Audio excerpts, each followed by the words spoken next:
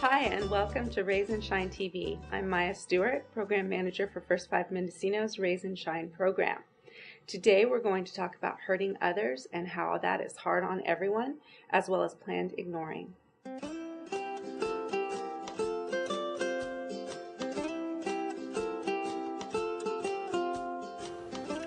So we're back. I'm Maya. This is Lorianne, and Hi. Today we're going to be talking about hurting others and about whining and how best to work with that with your child. So hurting others is a really, really tough one because I think that it is almost as hard on the parent whose child is doing the hurting as it is on the parent of the child who is being hurt. What kind of experiences have you had in the classroom setting?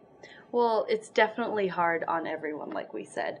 In a classroom setting with 30 children in a classroom, some conflicts are bound to happen. And whether the child is being hurt or whether that child is, hurting others, we do have to sit down eventually and speak with the parents as well as with the child. And it does affect everyone in different ways. And so as a parent, are there specific ways that you've addressed those types of issues? Well, I would love to say that I was fortunate enough to never have those issues come up, but that would not be quite exactly the truth. It is a really difficult situation. It was a big surprise for me to have my child hurt someone because, of course, I never thought that my sweet little boy would do something like that. And it did only happen a couple times, but I do remember them really vividly because it was painful. And it seems to me that the times that he really became aggressive like that, there was something else going on. He was either sick or he was hungry or we had overextended a play date. There was some other kind of a factor that's just sort of made that point tip to where he just couldn't be a very friendly human being anymore, I guess is the best way to put it. And I have had it go in both directions. I've had my child hurt, which is also very painful. You want to protect them from everything, as well as the one doing the hurting. And what I ended up doing myself was having a conversation with the other parent and with the teacher in one of the situations, because I thought, there was no way I could really put that on my young child to take care of himself. Right. And I thought it would also be an opportunity for us to be good examples of how to work stuff out. I definitely think, being a good example, being the model for that kind of behavior is really important. Whether you're the adult in the classroom, whether you're the adult at home, understanding that if you're frustrated, the way that you show that in your own home or in your own classroom is being all the seen. difference. It makes, it definitely does. And then another thing that you pointed out was, maybe that play date was just extended a little too long, and both parents maybe noticed that a child was getting antsy, or a child was, supposed to go down for a nap and missed it. And so being aware of those different things as well, and maybe shifting gears and being okay with changing the plan a little bit. Right, not holding too hard to it. I think that's a difficult thing for us as adults as well, to know our boundaries and to not increase our own fun stress. And stress is stress, whether you're enjoying your activity or not. It can still become overwhelming, and children aren't prepared to deal with those kind of feelings yet, and it really is our responsibility to help teach them how to best set those limits.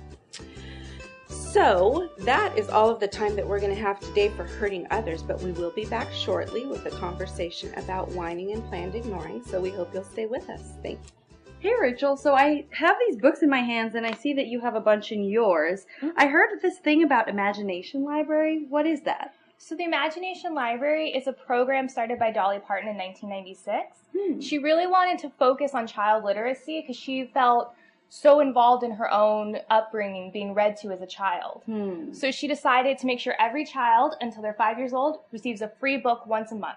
That's an awesome idea. I know. idea. And what's great is we have an affiliation here in Mendocino County where you can just go ahead and sign up through First 5 Mendocino or your local library, and you get a free book once a month for your child until they're 5 years old. That's great. And they're all really good quality. If you can see, They're brand new. They're chosen by a bunch of educators, publishers, teachers, so we make sure we have the best quality books we can. That sounds great. Is there a website that I can visit for that? Yeah, of course. If you actually want to go check it out, you can check out mindochildren.org, and you can also check out your local library, and they'll have information for you there too. Perfect. Thanks, Rachel. Thanks. Hi, I'm Paula Gasca with Mendocino Organics, and I'm here with Lorianne today to talk about community-supported agriculture.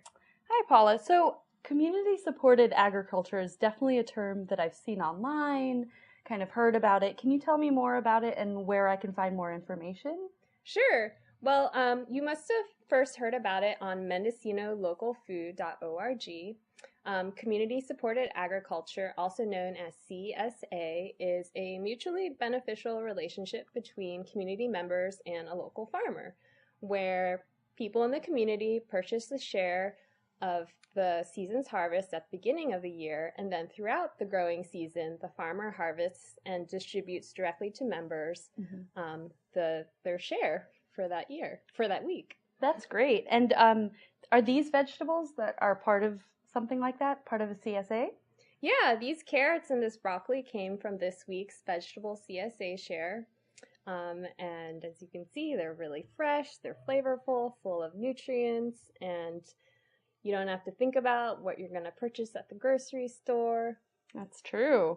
And so remind me again that website that I can go to check all of this out. Sure, mendocinolocalfood.org, and you'll find a whole CSA directory for all of Mendocino County. Perfect. I will be sure to get to that website. Thanks, Paula. Thanks. Welcome back to Raise and Shine TV. We are talking today about planned ignoring and whining. Some of my least favorite conversations happen about whining.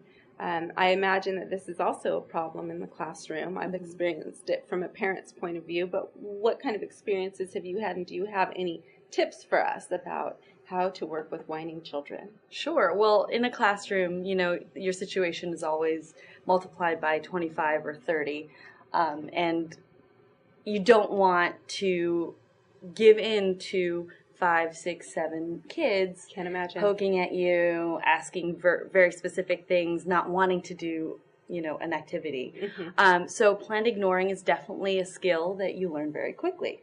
One thing that really helps, I think, is right from the beginning is setting very specific expectations of what the next, let's say, 40 minutes of activity time is going to look like. So the children can be sort of prepared. Exactly. Some of them have difficulty transitioning, others may not, but that way everybody has an opportunity to know what's going to happen next. Right. Okay. Exactly. And obviously you're always going to have 1 or 2 children who absolutely do not want to do an activity. And whether that's at home or in a classroom, it's going to happen. And, when that happens, the whining comes. And I would do anything to go back to grade school or kindergarten. Exactly. I want to spend all day in a place like that. Exactly. So I'm wondering if some of the people who are watching have any idea what planned ignoring is, because it could sound a little bit daunting. Or loaded. I'll just ignore my child all day, and that's really not what it is. No. We all grow accustomed to our own children's behaviors, and we know if we reflect back on them what it is that really, really gets us. And whining has always been one of those for me. I have a real whiner. And it got to a point where it was starting to put a lot of stress on our interactions, and I really just wasn't enjoying that time that I had with my child, and I felt really horrible and guilty about it. And so I actually went to a Triple P positive parenting class out at Mendocino College, and I worked through that challenge about this particular child, and the planned ignoring was the one thing that really, really helped change that balance for us. So I became prepared for those whining moments, those times of the day when it usually happened, or the issues that it usually came up around, the whining came up around. And so I just planned to ignore it. I breathed through it, I counted, whatever it was. Right. And then I really made sure on the flip side to appreciate and acknowledge those really good requests, those well-formed, mommy please, using your words properly kinds of conversations. And then when the whining started to happen, I can't speak to you when you're having that kind of voice. Right. And Right. after a couple of days only, she was catching herself and able to change that pattern, and our communication just became so much more enjoyable. Yeah, and I feel like you can definitely tell that difference when the child, your child in particular, is understanding, okay, I'm not getting a reaction to this Exactly. behavior. I need to find a different way to To do communicate. it. We're all looking for attention. Mhm. We just want our needs met, and Mhm. however that works, that's what we'll do. And it can be really tough. It can be hard to just ignore, and it can feel really Sure. bad sometimes. But I think if you've got a grand plan, and it is for the best for you and your child, then it's definitely worth giving it a try. If you've got more questions about planned ignoring or hurting others, our previous topic, or any other parenting questions, feel free to contact us at 707-462-1233 or www.raiseandshine.org. We'd be happy to hear from you. Thanks, and have a great day.